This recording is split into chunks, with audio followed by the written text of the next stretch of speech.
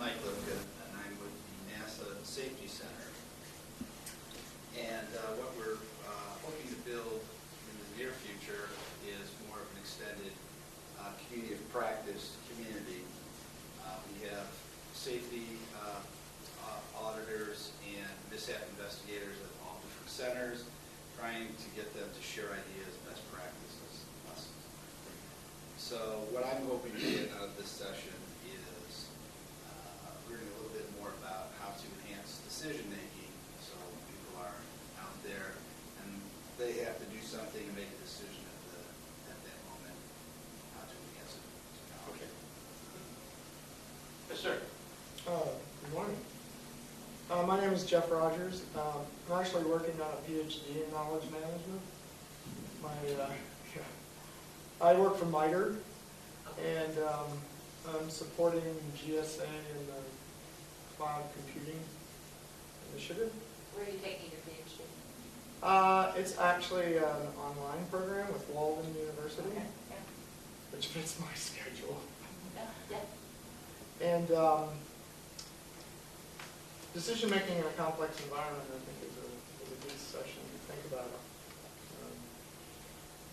In our program, and kind of admire our philosophy is if you're not learning, you're not relevant. So learning is a good thing. Yes.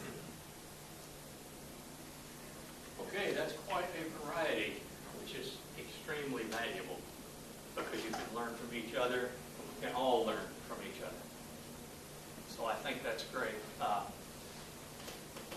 brief talk about my background. Joined the Navy when I was 18. I'm a nuclear physicist with an Albert dissertation many, many years ago. Since then, my doctorate was in neuroscience and adult learning, and it's actually in human development. So I've gone the full spectrum from science, which I love and believe in very strongly, to liberal arts, to human development, even to spirituality.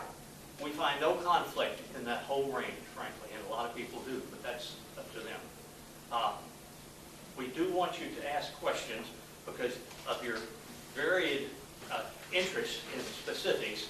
If we don't answer something, and we probably won't based on what we have, then please ask questions and we'll set aside time. And if we can't answer them, we will. If we can't, we have some experts in here who can, or we can probably direct you to the books or other people. We would be happy to do that, not just today, but when you leave, you've got Alex's card, and if you want mine, I'll give it to you. Well, you can give us an email, and we will try to find the answer for you or help you find the answer. That's just part of our existence as Mountain Quest Institute. We believe in that very strongly. Obviously, we believe very strongly in knowledge and knowledge management, and I use that separate, important, very important. Any further questions before we actually dive in? One question I have. I get a second. Your time's up. Go ahead. I can't even sing in that time. Oh, go ahead. Yes, you can. Yes. She was an ex-opera singer, I should say. You want to hear an excerpt? Sure. Yeah.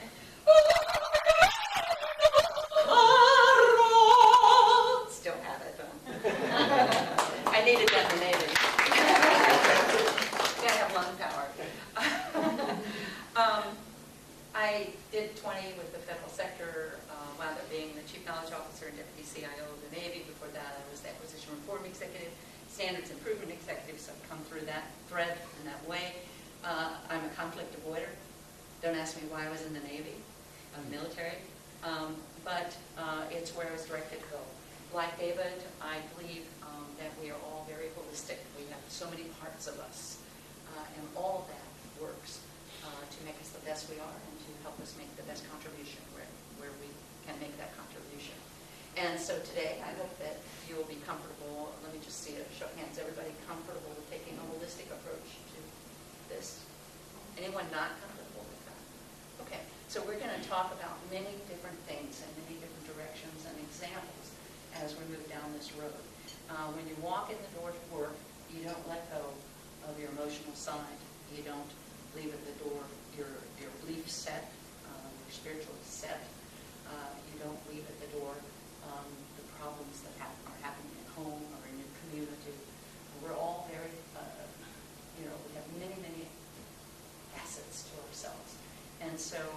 knowledge is at the very core of who we are and of what we do. It'll give you a definition of that and talk a little bit more about that. And so it is the thing that can help us change ourselves and help us contribute more to the world in which we live. And so it's a really important topic, and that's what grabbed our hearts and minds a number of years ago. And we're going to try to share with you all that we learned in 1 hour. We have 3 hours. We have 3 hours now. Then we can learn from that. One very important question. How many of you have been in knowledge management more than 5 years? Okay, good. We kind of presumed you would have some. How about those who have less than 5 years experience? The rest of you, I presume. Okay, are there any people who have just jumped into it in the last 3 to 6 months? So we can assume that a good part of the class knows the classic parts of knowledge management. But again, if you're not familiar with something that somebody says and you think it's significant, either catch us at the break or raise your hand and ask. Okay, I was going to discuss Mountain Quest Institute. Oh, I'm not going to spend much time here, but anyway, Alex and I moved out to West Virginia roughly 10 years ago and sold our company and our lives, if you will. Escapees from Washington, D.C. is what we consider ourselves. We have 450 acres, 13 horses, llamas, goats, Texas longhorns, 4 miles of trails, 12 rooms. It's an inn, but it's also a conference center because we give workshops and things like that out there as well. And it's a research institute, which is the primary reason that Alex and I moved out there, so it was quiet. Next. Organizational messes. You can call them whatever you want. The classic interpretation of a mess is that you know you have a problem, but you have no idea what the problem is or where it is. But here's some examples, and I don't think there's anything that should surprise you. We've all been in organizations, and all organizations have them. It depends upon how important they are or how big they are. Just some examples: communication, unchangeable cultures, constant reorganization. I read some data a while back that the average time between reorganizations is about 3.5 years, including in the Navy, which I saw when I was in there. Now, one can say, why is that? And one answer is that, well, because the world is changing so fast, you need to reorganize to keep up.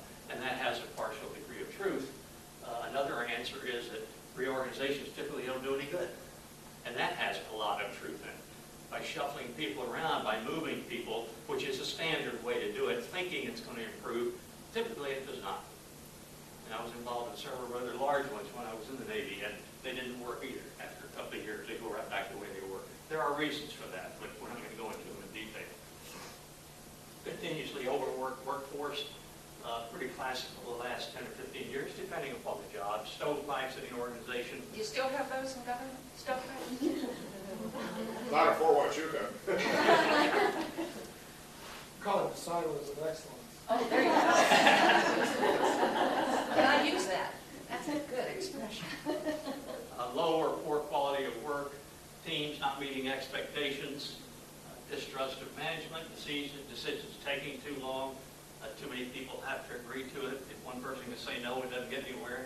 There's a chain of 5, you have a problem, which we frequently do. Workers not sharing their knowledge. This is classic. It still is. It's getting a little better depending, but it's certainly one of the goals of a good knowledge manager is to influence that significantly. Closed, filtered, and stifled communication, translated as typically lack of trust, which is also fairly widespread depending upon the leadership, the management, the organization's goals and objectives, and its history.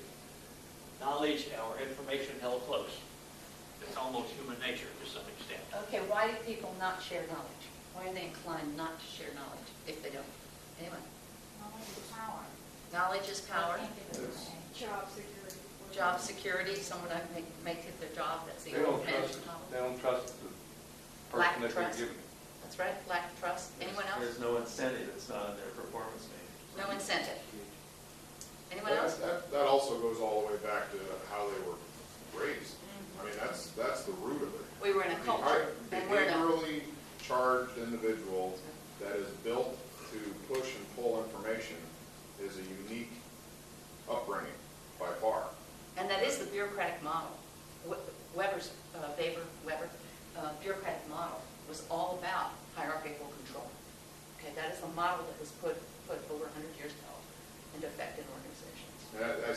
Army because they've instituted this large framework and structure for personnel and placement of knowledge managers and all that function, but it's still in this framework of hierarchy, which is not conducive to knowledge sharing. The Chief of Staff of the U.S. Army called me in and he said, why is the Navy having so much success in implementing knowledge management and we're not?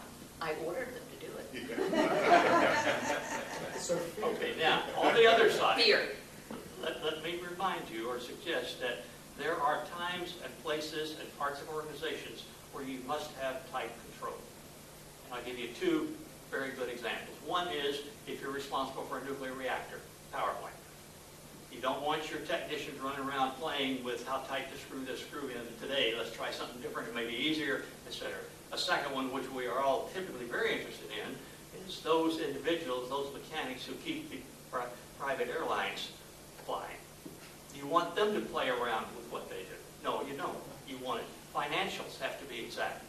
Many other parts, however, where the individuals are knowledge workers and they need to use their ingenuity and skills and so forth, you want them to be able to and feel good about trying some things out that make sense. Okay, now So you have both issues there, and just keep it in mind. let's hit the other side. Why is it good to share knowledge, Michael? You learn and grow from Learn and grow. Anyone else? It's the cohesion between people. Cohesion between people. Improve processes. Second, To improve processes. improve processes. Anyone else?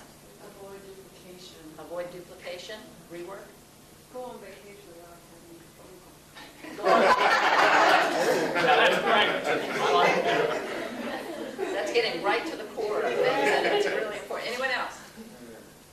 To improve your safety culture. Improve safety. It's cumulative. Knowledge doesn't die when you share it, it grows as you learn more. Cumulative. It doesn't die when you share it. It grows. Now, that's very interesting. We wrote a paper called The Fallacy of Knowledge Reuse a while back. The title intrigue you? The Fallacy of Knowledge Reuse. Because as you're going to learn, and we're going to repeat this again and again, but we'll bring it up now and start the dialogue, is that you are an associate processor. So where you are now is built on everything that you've experienced and done and learned in the past, your mind brain, okay? But every time you bring it up, it is situation dependent and context sensitive, just like knowledge. You are. So you're looking around and you're seeing where you are, the people that you're interacting with, and the words that you come up with and the things that you say are going to be a little shifted and a little different than they have been in any other environment you've been in. So we're continuously looking and anticipating the future and adjusting to the current now. Okay? So all that stuff that you're storing in there in many billions of places, all the neuronal firings that are going on, are being reconstructed in the moment, in the now. So you're continuously creating new things, new thoughts. Now, before we go to the next slide, what I'm going to say in the next minute and a half, to me personally, is the most important thing I'm going to say today. So I'd like you to really think about it. Then I have the rest of the day. Yes, you can rest the rest of the day. And that is, what is knowledge and why is it important? There are two questions there, and they're both very important. One of the problems with knowledge management, personal view, is that there's a whole bunch of different interpretations of what knowledge management is, and there's a whole larger scope of interpretation of what knowledge is.